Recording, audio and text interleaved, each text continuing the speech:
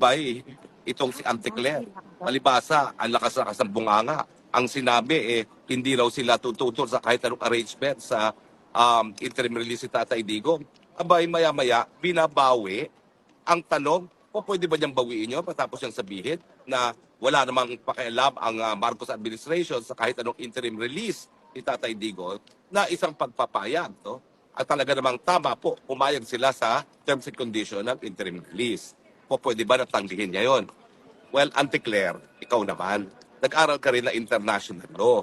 Sa batas ng state responsibility, ang isang estado ay magiging responsable kapag siya'y lumabag sa international law, kapag siya'y gumalaw sa isang authorized agent. Sino-sino ba yung mga authorized agent na yan?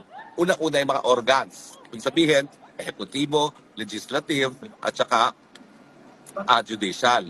Lahat ng gawain ng taong gobyerno sa ehekutibo, sa legislative, at saka sa hudikatura ay aksyon ng Estado na hindi po pwedeng ipaliwala. Hindi ka po pwedeng sabihin mo, ay wala akong authority dyan.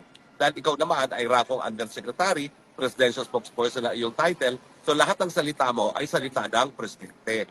Alam nyo, nung ako yung spokesperson, ang mahirap, pumayag naman ako kay Tatay Digong na maging spokesperson, so lahat ng sinasabi ko, lahat ng lumalabas sa bibig ko, ay mga palaisipan ni Tatay Digong.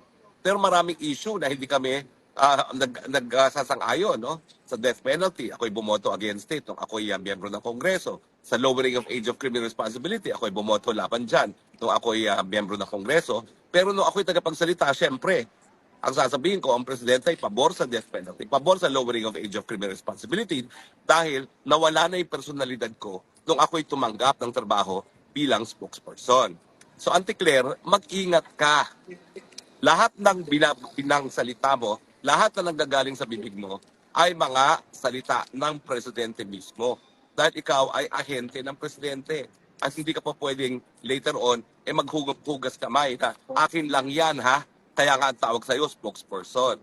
So sa larangan ng international law, tatanggapin talaga na International Criminal Court yung pagsang-ayon sa mga kondisyones ng interim release ni Tatay Digong dahil ikaw ay isang organ ng Estado, isang authorized spokesperson ng presidente. Buti nga, laki kasi ng bunganga mo, tinulungan mo ngayon si Tatay Digong para maka-interim release.